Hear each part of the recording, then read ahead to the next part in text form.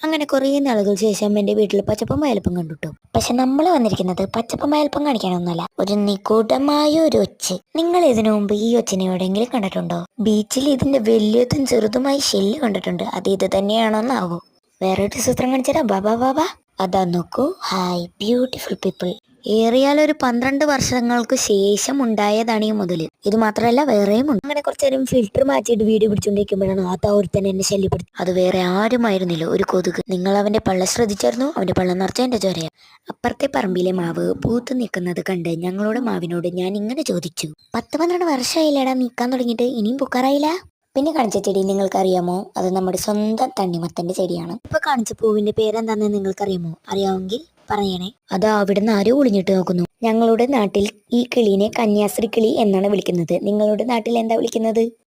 അപ്പൊ tata bye bye. Subscribe ചെയ്യാൻ മറക്കല്ലേ. ബൈ.